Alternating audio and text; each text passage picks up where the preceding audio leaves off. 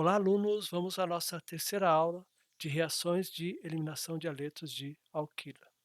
Nós vimos a reação de eliminação, tá?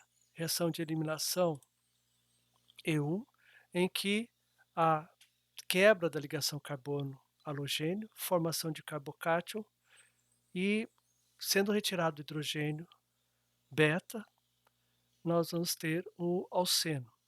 Se houver mais que um tipo de hidrogênio beta, aí então o carbono menos hidrogenado nos dá o alceno mais estável, mais substituído, e o carbono mais hidrogenado vai nos dar o alceno menos estável e mais substituído.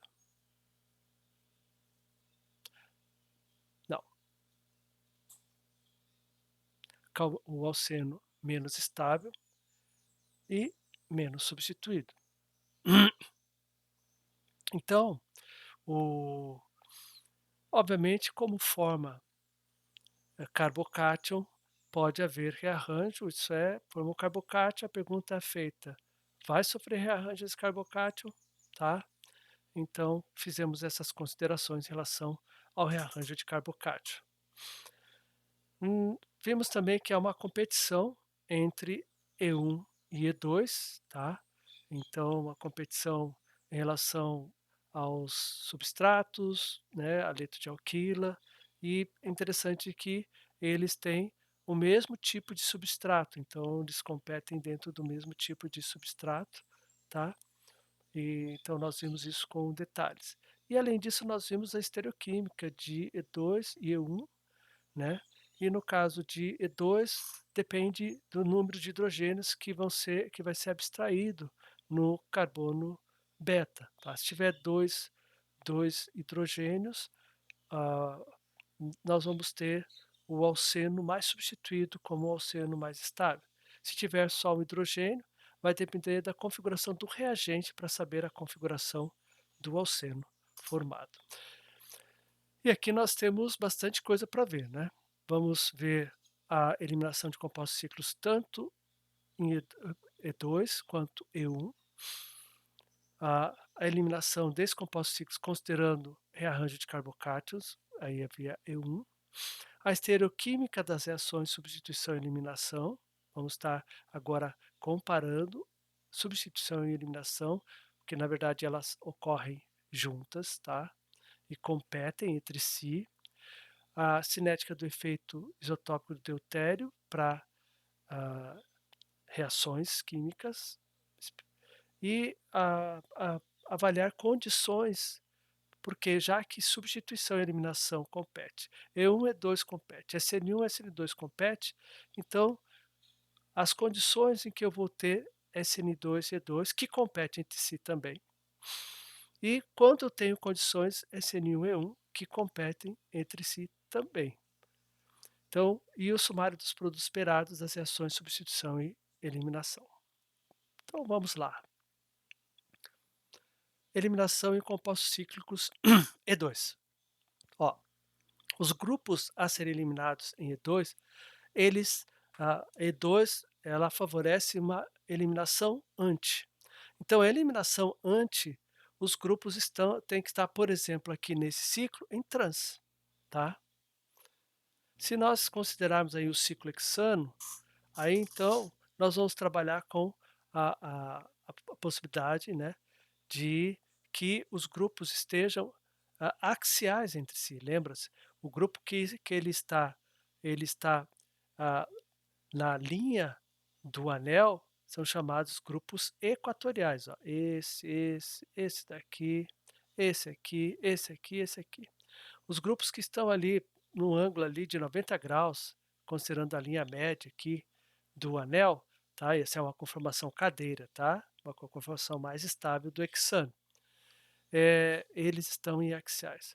Então, para que os grupos que estão ligados no ciclo hexano, considerando a conformação cadeira, que é a conformação mais estável dele, eles precisam estar axiais entre si. Daí eles estarão antiperiplanares e, consequentemente, passíveis de eliminação E2.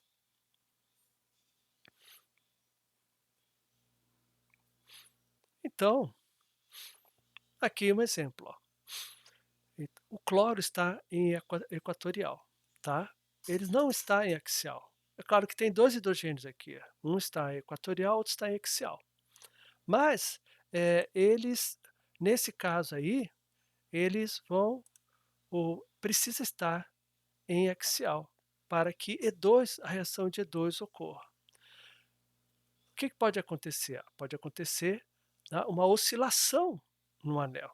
Então se, esse, tá, esse vértice aqui vir para baixo, como está mostrando aqui, o cloro que está em equatorial, ele vai para axial, tá. Aí beleza, os 2 hidrogênios ali, um está em axial, outro está em equatorial. Então, o axial vai estar antiperiplanar ao cloro, então a retirada dele no E2 pode ocorrer facilmente. A única coisa que você tem que observar é aqui, ó, o equilíbrio está indicando, tá, que o deslocamento está mais para essa conformação com o cloro em equatorial. Então essa conformação, ela é a mais estável do que essa conformação aqui, tá. Então, o isso vai prejudicar a minha reação, porque eu vou ter um percentual muito maior do cloro em equatorial, num dado momento, e um percentual menor do cloro em axial, tá, num dado momento. Aí então essa é a conformação mais estável e a reação não ocorre, E2. Por quê? O cloro, ele está em equatorial, ele tem que estar em axial para estar antiperiplanar em relação a um dos 2 hidrogênios daqui, ó. Lembra, não está mostrando, mas tem 2 hidrogênios aqui, tá? E aqui, ó, a conformação menos estável, e aí então vai levar ao seno, tá? Um ciclo hexeno.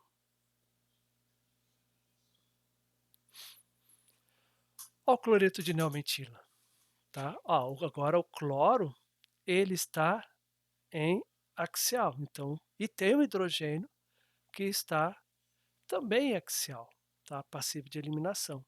E olha esse grupo ISO aqui, ó, enorme, tá? Então, e aqui a gente vê, ó, na verdade, essa conformação ela é mais estável do que essa daqui. Ó. O equilíbrio está deslocado para os reagentes nessa equação, tá? Para esse conformero.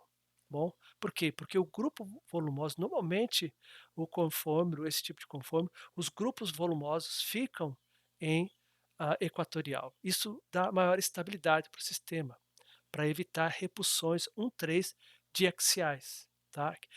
Esse cloro não está tendo repulsão 3 diaxial? Tá, mas esse grupo, tá? Esse grupo aqui, isopropila, teria uma repulsão tridiaxial maior e olha que também tem uma metila aqui. Quando oscilar esse anel, nós vamos ter, ó, tanto a metila quanto a isopropila em axial, gerando o dobro ah, de repulsão aí, ó, no caso da interação 1,3 1,3 dipolar, que seria aqui, ó, 1, 2, 3, e aqui 1, 2, 3. Então, com esse hidrogênio, cloro, tá? Então, por isso que isso aqui é menos estável. Bom, agora, então, cloreto neomentila, a conformação mais estável e a menos estável. Na mais estável, E2 ocorre, tá? Na menos estável, E2 não ocorre. E a velocidade, ó, é 200 vezes maior que o cloreto de mentila que eu vou mostrar para vocês no próximo slide. 200 vezes maior, tá? Então é sempre mais interessante que o conformo mais estável tenha tanto o halogênio quanto o hidrogênio em axial, tá? Então o fato de reagir com o conformero, ter que haver a eliminação com o conformero menos estável, vai diminuir a velocidade da reação com certeza, tá? Aqui, ó, o cloreto de mentila, ele tem os mesmos grupos que o cloreto anterior, tá? O de neomentila. Mas todos eles estão em equatorial. Então, oscilando, ó, jogando essa pontinha para baixo aqui, e essa pontinha para cima, então essa é a oscilação da nossa cadeira, tá, do nosso conforme cadeira, todos eles ficam em axial. Aqui E2 pode ocorrer, a eliminação E2 pode ocorrer, aqui não tem como, tá. Então, o fato do o cloreto neometila é 200 vezes mais reativo, tá. Até porque esse confômero, ele é muito menos estável do que o confômero menos estável do neometila, mesmo que ele não vá via E2, tá. Você tem aqui um total de 3 interações, um 3 de axiais, 6 interações que instabilizam o sistema, mas a eliminação só pode ocorrer por aqui. Bom, aí retira o próton daqui, ó, o, o par de elétrons forma a ligação π e o cloro sai como grupo de saída, tá?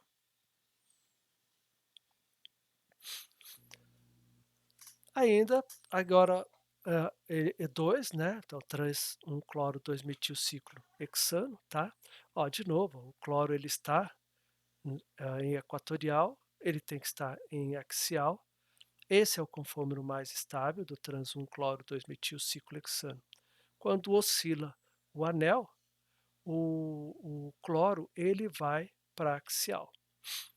Aí nós temos aqui, ó, 2 hidrogênios beta no carbono mais hidrogenado e um hidrogênio beta no carbono menos hidrogenado. Se você lembrar da regra de Zaitsev, a regra de Zaitsev diz que o alceno mais estável, o alceno mais substituído é, é produzido a partir da retirada do hidrogênio e carbono menos hidrogenado. Mas nesse caso, ó, esse carbono menos hidrogenado tem somente o hidrogênio em equatorial. E nós vimos que E2 eles precisam estar em axial porque é uma eliminação antiperiplanar. Então, o conforme mais estável, a reação, tá? Ela não vai, tá? E no menos estável, só forma esse alceno. O outro alceno não forma, seria até o alceno mais substituído. Então ele não obedece e não segue a regra de Zaitsev. E não tem como seguir, tá? Porque nesse caso o hidrogênio não está em axial, tá? Vamos para a eliminação E1. A eliminação E1, ó, o cloro não está na posição axial. E nem precisa, tá?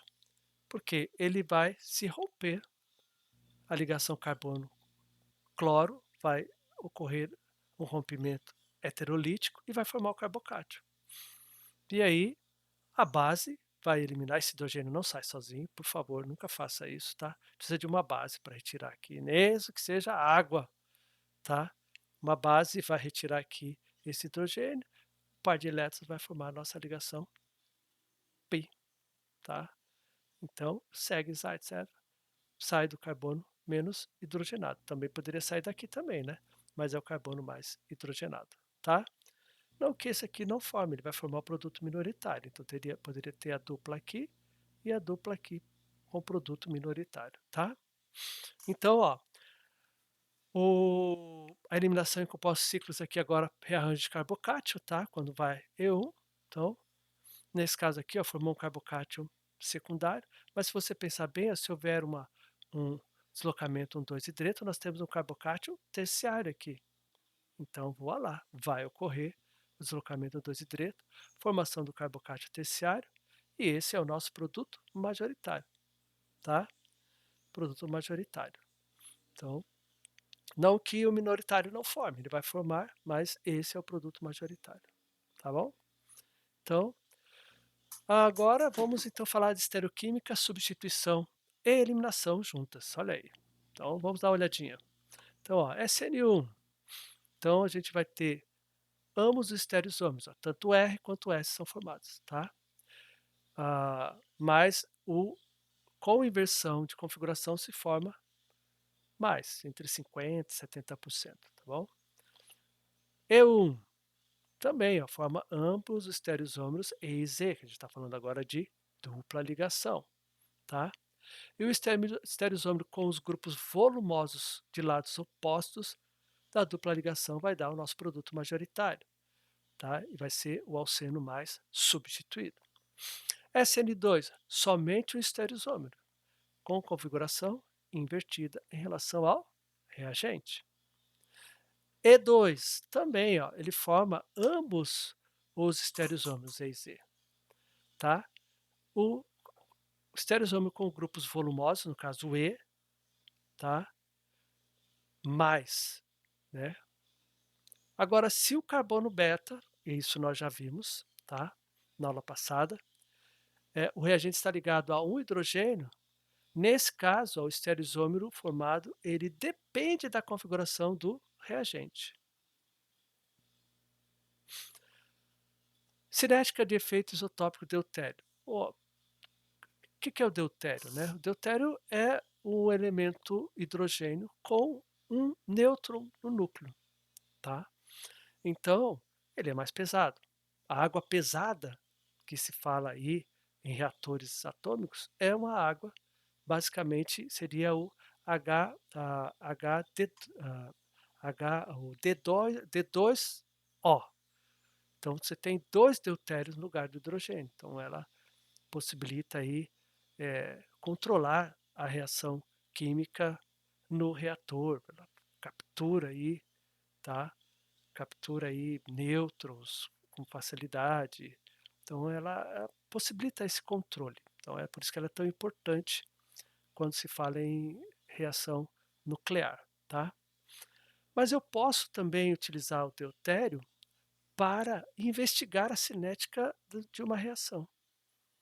Então, ó, a constante de velocidade do reagente que contém hidrogênio é uma. A constante de velocidade do reagente que contém o deutério é outra. Aqui, por exemplo, ó, eu posso fazer essa reação. Eu quero ter mais uma comprovação que nessa reação ocorre uma E2, tá? Então, teorizando, né, lembra que o mecanismo ele é basicamente ele é uma explicação a partir dos dados experimentais. Se ele não conseguir explicar alguma coisa, a gente vai ter que arrumar uma teoria melhor. É assim que funciona a ciência, tá? A ciência está mais para falsibilidade. A única certeza da ciência é o quê? A dúvida. E aí, ela duvida, está sempre duvidando, inclusive, dos seus pressupostos. Isso faz com que a ciência ela avance, tá? Que a ciência avance. Então, o ciência inquestionável não é ciência. Ciência que não pode ser questionada não é ciência, porque a ciência, a verdadeira ciência, ela se expõe a ser questionada. Ela se expõe a ser falseada, porque a certeza é a dúvida. E é assim que a ciência evolui. A partir do momento que eu digo, não, não tem mais o que questionar em relação a esse assunto aqui. Tá? Ninguém pode questionar. Virou um dogma. Virou um dogma. Não é mais ciência. Tá? Não é mais ciência. É qualquer outra coisa, mas não é mais ciência. Bom, então, há sempre a busca de comprovar, mas muitas vezes de falsear aquilo que está estabelecido. Mas a gente também trabalha pensando em comprovar, é claro, né? Tá? Então, nesse caso aqui, ó, eu teorizei ali pelo meu mecanismo que eu passei para vocês, que um par de elétrons aqui, ó, isso aqui é a minha base, né? Ele vai capturar, tá? Ele vai capturar um próton, tá? Aqui, ó, no carbono beta. E aí, então, o par de elétrons vai me levar à formação da ligação π e o bromo sai na forma de brometo. Tá? E eu tenho álcool no final. Como é que eu posso comprovar isso? Usando o deutério. Inserindo o deutério justamente no carbono beta, tá? No carbono beta. Então eu vou ter, ao invés de hidrogênio beta, deutério beta. E se realmente a a minha teoria, um mecanismo teorizado, ele for, verdadeiro ou, né, ele for representativo, ele explicar aquela situação, que eu acho que é o mais adequado, tá, mas é sempre a busca da verdade, a ciência, né. Ah, nesse caso aqui, a retirada do deutério, tá, é diferente da retirada do hidrogênio. Então, a constante, tá, de velocidade da reação com o hidrogênio, para retirar esse hidrogênio, é diferente da constante da velocidade de eliminação do deutério. Então, se houver diferença na velocidade dessas reações, se eu medir ela no laboratório, fizer o estudo cinético, eu confirmo com mais um dado que essa teoria está correta, tá? E olha aqui, ó, quando se insere o deutério, tá, a velocidade da reação, ela é 7,1 vezes mais lenta. Então eu vou ter que encontrar a velocidade dessa reação tem que ser mais lenta para confirmar o efeito isotópico. Isso é muito utilizado na química, muito, eu não posso falar muitos laboratórios, mas os laboratórios fazem isso, que não é algo trivial para se fazer um laboratório, existe bastante dinheiro, investimento em equipamento, tudo, tá. Mas, eh, o efeito isotópico é bastante utilizado não somente com hidrogênio, pode ser usado com oxigênio também e outros, vai depender, tá, do do interesse, da reação que se quer fazer. Então nesse caso aqui, eu consigo confirmar que realmente o que ocorre aqui é uma eliminação E2, porque quando eu coloco o deutério, a velocidade da reação diminui e bastante, tá bom? Agora vamos falar sobre condições. Há uma competição entre substituição e eliminação. Então, nesse caso, agora a gente tem que saber quando eu tenho substituição, quando eu tenho eliminação. Então, a primeira coisa que vamos fazer é avaliar chamadas condições. Condição, então, como SN2 e E2 têm vários fatores que fazem com que eles colaborem da mesma maneira nas suas reações, então vamos primeiro juntar condição SN2 e E2, para depois juntar condição SN1 E1, tá? Então, ó, vamos para a condição SN2 E2, então o aleto primário que não vai nem E1 e nem SN1. Então agora, tá? Então, o aleto primário, tá? O o dimetila, o aleto de metila é só SN2, já pode não tem sentido falar em E2, tá? Porque não tem como formar uma dupla ligação, uma ligação pi, é só um carbono, tem que ter 2 carbonos para formar a ligação pi, tá? Então o aleto de metila SN2, esquece, não tem como pensar de outra forma. Agora, ah, esse aleto de etila ou maior, tá? Nós podemos ter o quê? O íon hidróxido agindo como um nucleófilo, tacando aqui ó, por trás, tá? E aí o bromo sai numa reação concertada e aí forma o produto de substituição. Mas esse mesmo hidróxido ele pode agir como uma base, capturando o próton do carbono beta, tá? Hidrogênio beta, e aí então o par de elétrons forma a dupla ligação e o bromo sai na forma de também numa reação concertada nós temos o produto de eliminação, tá? Em termos de competição ó, entre substituição e eliminação, nós temos isso aqui, ó, as reatividades relativas. Isso eu já falei também, tá? Na aula passada. SN2, então nós temos o aleto primário, secundário, terciário. E tem o dimetila, que só serve para SN2. e o SN, ah, 1, terciário, secundário, primário, assim como o E2, terciário, secundário, primário, assim como o E1, terciário, secundário e primário. O único que vai contra aí a tendência é o SN2, por motivos óbvios, né? Por motivos óbvios, tá? Ele não forma carbocátion, apesar que o E2 não forma também, mas o E2 não tem o problema da impedimento estérico, porque o hidrogênio que ele retira é de fácil acesso, ou de maior acesso, tá? Então, aqui, ó, então, quando eu tenho um haleto de alquila primário, se for o metila, haleto de metila é só SN2, tá? O haleto de alquila primário, ó, exclusivamente SN2E2, tá? Não ocorre SN1E1. O haleto de alquila secundário e terciário, tanto SN2E2 quanto SN1E1. Tá, mas o que vai favorecer para eu ter a condição SN2E2?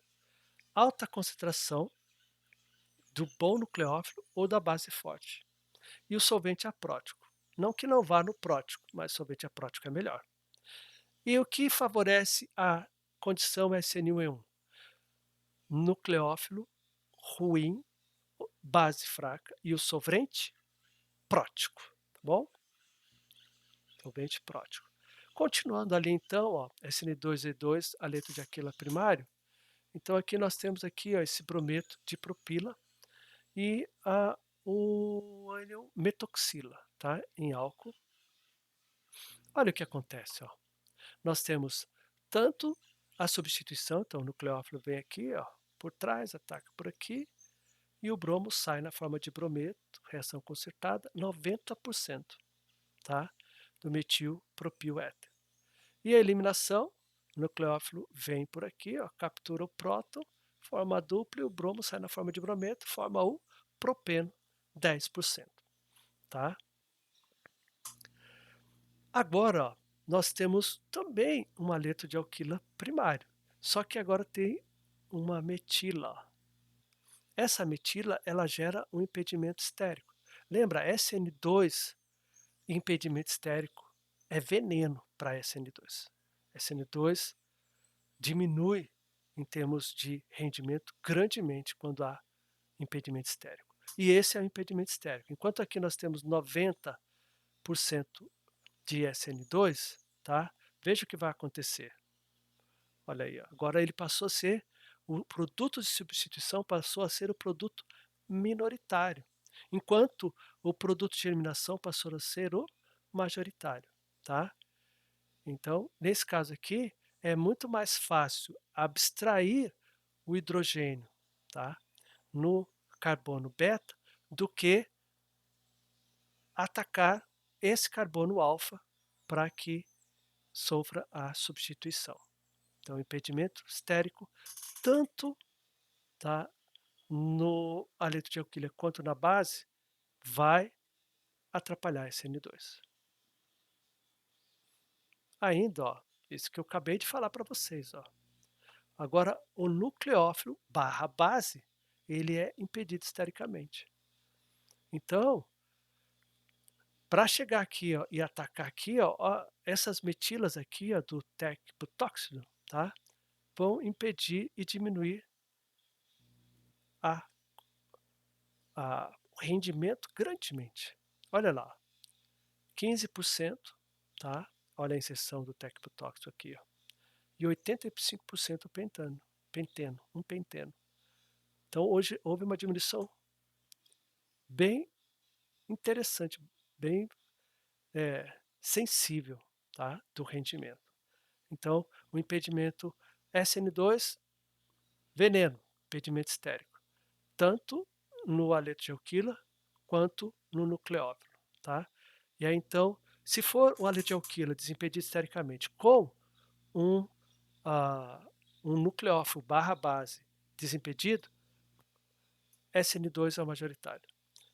Se o haleto de alquila é impedido ou o nucleófilo é impedido estericamente, eliminação é o produto majoritário, tá? aleto de alquila terciário. O aleto de alquila terciário você já enxerga ele como um aleto impedido estericamente, tá? Ó, tem essas 2 metilas, ó. Aqui, ó, o íon etóxico tacaria aqui, ó, mas essas metilas aqui, os seus hidrogênios, você abrir eles numa forma de Kekulé, você vai observar que há um impedimento estérico, tá? E a base forte, nesse caso aqui, tá? Além de tudo, é uma base forte. Ela favorece a eliminação. Então é mais fácil retirar um próton daqui ou daqui, ó, no carbono beta, do que atacar esse carbono aqui para substituição. E olha ali, ó. Então, o 2-etoxipropano, que é o produto de substituição via NCN2, 25%. E o propano, que é o produto de eliminação via E2, 75%. Tá? Aí você vai me dizer, tá, e agora? Também é uma base. É negativa. É, mas olha, é o íon acetato. Se você for pensar, o íon acetato vem de um ácido carboxílico. Né? O ácido carboxílico ele tem por volta de pK 5, naquela ideia dos pKs aproximados. Tá? 5, eu tenho um ácido moderado. Então, eu gosto de considerar que o íon acetato é uma base moderada. Só que uma base moderada não é suficiente para retirar um hidrogênio do carbono beta. pKa desse hidrogênio aqui, ele é muito alto, tá? Então, tem que ser base forte. Aqui, ó, vem o ácido conjugado é o quê? É o etanol. pKa aproximadamente 15. É um ácido muito fraco que gera uma base muito forte. Então, comparativamente, essa é a base muito mais forte e essa é a base mais fraca. Como base fraca, olha o que acontece, ó. Mesmo que tenha um aleto de alquila impedido estericamente, não forma produto de eliminação por causa da força da base. Então, o produto de eliminação só vai formar se for a partir de uma base forte. Não importa se ela é impedida estericamente ou não, mas tem que ser uma base forte. Então, ó, 100% produto de substituição. A letra de aquilo terciário, aí se você entendeu o que eu falei até agora, vai formar produto de substituição aqui? Não. Olha aqui, o impedimento estérico enorme, o ataque por trás aqui é impraticável, tá? Mesmo que seja uma base que não seja volumosa, tá? Então, nesse caso aqui, ó, o único produto que nós temos é o produto de substituição via E2, 2-metilpropeno. E a condição SN1? Bom, vamos lá para a condição SN1. Tanto substituição quanto eliminação passa pela formação do carbocátio. Então, aí depois é que vai ocorrer ou a substituição ou a eliminação. Então, a água na substituição vai funcionar como nucleófilo, tá? E vai atacar aqui. E a eliminação ela vai funcionar como base e vai abstrair esse hidrogênio. Então, a gente vai ter primeiro um álcool protonado, que vai ser desprotonado, e aí gera o álcool como produto. E aqui, o nosso produto de eliminação. Na condição SN1E1, tá? O que vai diferenciar se vai ser substituição ou eliminação? Basicamente, a temperatura. Temperaturas baixas, elas favorecem substituição. Temperaturas altas favorecem eliminação. Então, ah, tenha como a temperatura ambiente o padrão, tá? TA, 25 graus mais ou menos, 20 graus, tudo bem.